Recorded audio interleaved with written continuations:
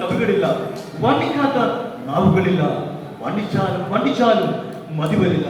പച്ചപ്പെട്ട് പുതച്ച കനകം വിളയിക്കുന്ന സുന്ദരഭൂമി, സ്വർഗത്തെ പോലും കാണിപ്പിക്കുന്ന പുണ്യഭൂമി. പൂവല്ല പൂവല്ല പുന്നരിരല്ല, മാനത്തെ മഴവില്ലല്ല, കൺട്രി ഇത് ഞങ്ങളുടെ മനസ്സിൽ കുടികൊള്ളുന്നൊരു സ്വർഗീയ ഭൂമി, സ്വർഗീയ ഭൂമി. പൂവല്ല പൂന്തളിരല്ല, മാനത്തെ മഴവില്ലല്ല, മണ്ണിലിരുന്നു വന്ന കോട്ടോൺ കൺട്രി ഇത് ഞങ്ങളുടെ മനസ്സിൽ കുടികൊള്ളുന്നൊരു സ്വർഗീയ ഭൂമി, സ്വർഗീയ ഭൂമി.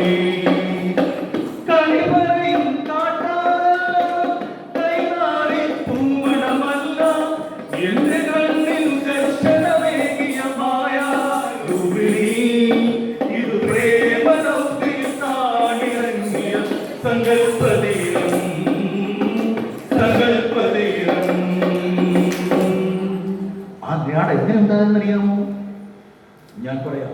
പ്രിയമുള്ളവർ, ആ നാട്ടിലെ ഞാൻ നിങ്ങളെ ഒരു ഗ്രാമത്തിലേക്ക് കൂട്ടിക്കൊണ്ടു പോവുകയാണ്.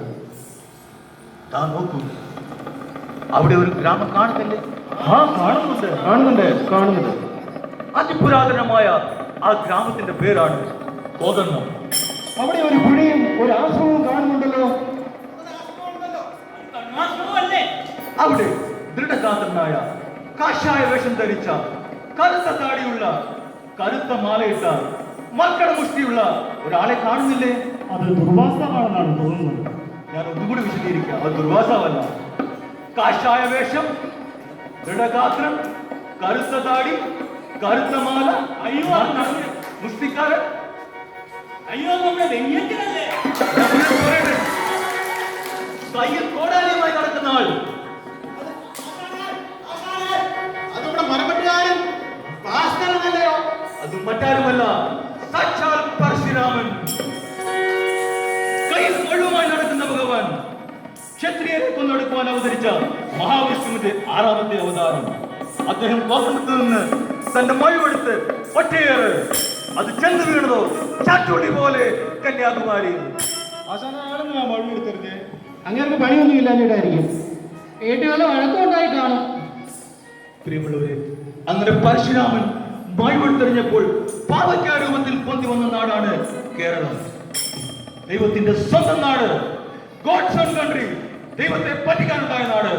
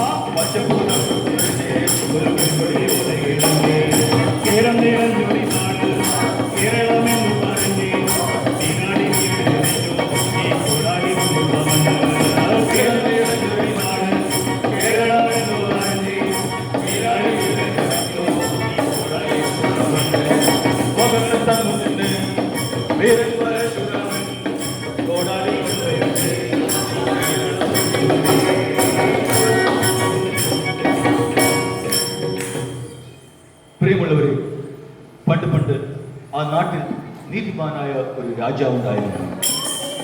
അസുര വംശത്തിൽ പിറന്ന മഹാബലി എന്നായിരുന്നു ആ രാജാവിന്റെ പേര്. വളരെ ദയാലു മഹാമനസ്കനുമായിരുന്നു ആ രാജാവ്. അദ്ദേഹത്തെ പറ്റി പറയുകയാണെങ്കിൽ, എല്ലാരും ചൊല്ലണ, എല്ലാരും சொல்லணும் எல்லாரும் சொல்லணும் மாவேலி பொன்னானந்த നമ്മുടെ മാവേലി നമ്മുടെ മാവേലി പൊന്നാനന്ദ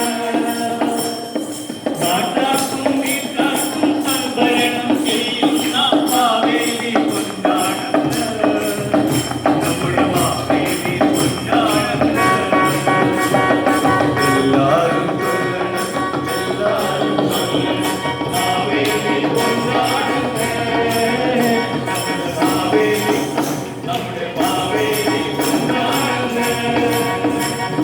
നാട്ടാർക്കും വീട്ടാർക്കും സംഭരണം ചെയ്യും മാവേലി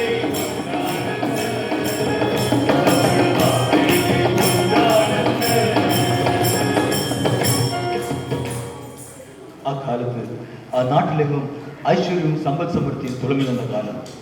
കള്ളമോ ചതിവോ കൊലയോ കൊള്ളിവെപ്പോ പാരവെപ്പോ ഒന്നും തന്നെ ഇല്ലാത്ത കാലം. ജനങ്ങളെല്ലാം ഒരുമയോടെ വസിച്ചിരുന്ന ഒരു കാലം. തട്ടിപ്പോ വെട്ടിപ്പോ എന്ന് വേണ്ട യാതൊരു വിധമായ പിരിവുമില്ലാത്ത കാലം. അങ്ങനെ മഹാബലിയുടെ ഖ്യാതി കൂടുന്നത് ദേവന്മാർക്ക് സഹിക്കാൻ പറ്റുന്നില്ല. അവർ എന്ത് ചെയ്തു കാണും?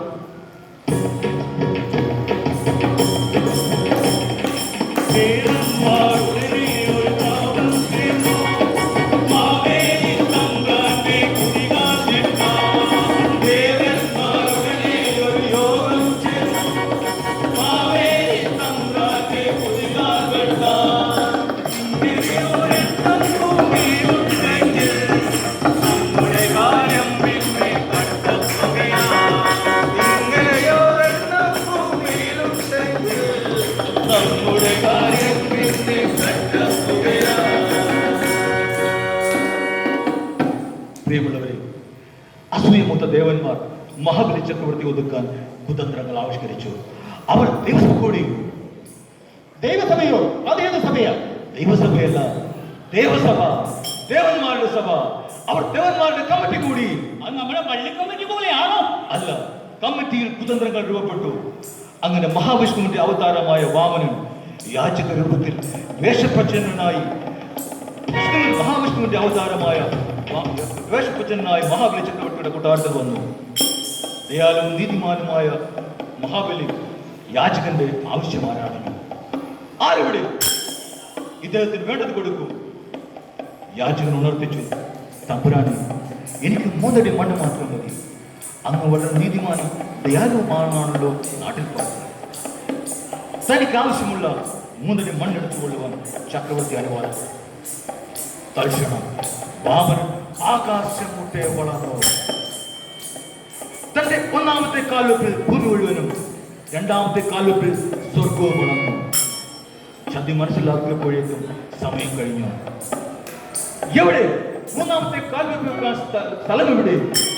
മഹാമനസ്കനായ ചക്രവർത്തി തന്റെ ശിരസ് കുനിച്ചുകൊണ്ട് പറഞ്ഞു, എന്റെ ശിരസിൽ കാൽവെച്ചോളൂ. അങ്ങനെ വാമനൻ മഹാബലി ചക്രവർത്തിയെ പാതാളത്തിലേക്ക് ചവിട്ടി താഴ്ത്തി. അപ്പോഴും അദ്ദേഹം തന്റെ പ്രജകളെ പറഞ്ഞില്ല. തന്റെ പ്രജകളെയും അവരുടെ തലമുറകളെയും വർഷത്തിൽ 1 പ്രാവശ്യം കാണാൻ ആഗ്രഹം പ്രകടിപ്പിച്ചു. വാമനൻ അത് അനുവദിച്ചു. അങ്ങനെ പൊന്നിച്ചിങ്ങ മാസത്തിലെ പൊന്നോണ നാളിൽ മഹാബലി ചക്രവർത്തി നമ്മെ കാണാൻ കണ്ടുവന്നുള്ള ഐതിഹ്യമാണ് തിരുവോണമെന്ന് അറിയപ്പെടുന്നത്. ആ നല്ല നാളുകളെ ഓർത്ത് പ്രജകൾ ഇങ്ങനെ പാടി അഥവാ പാടിക്കൊണ്ടേയിരിക്കുന്നു.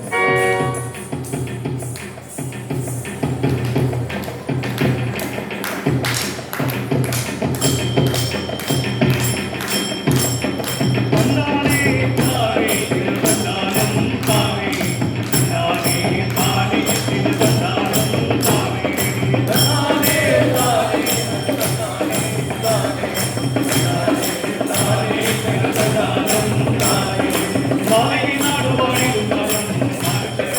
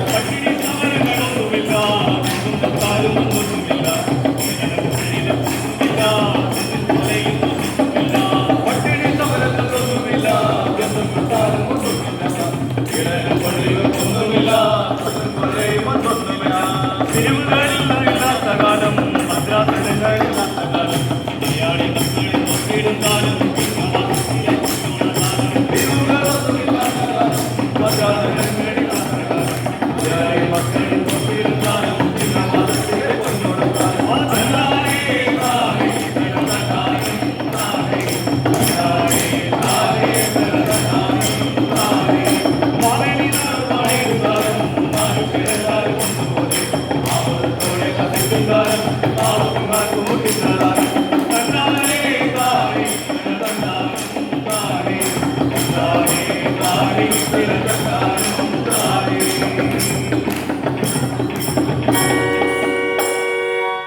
പ്രിയമുള്ളവരെ, ലോകത്തെവിടെയെല്ലാം മലയാളികളുണ്ടോ അവിടെയെല്ലാം ജാതി മത വർണ്ണ വ്യത്യാസമില്ലാതെ ഗൃഹാതുരത്വത്തിന്റെ ഓർമ്മകളെ തുപ്പുണർത്തിക്കൊണ്ട് ഒത്തുചേരേണ്ട കൂട്ടായ്മയുടെ ആഘോഷമായി തിരുവോണമെന്നും ആഘോഷിക്കപ്പെടുന്നു. നന്ദി, നമസ്കാരം.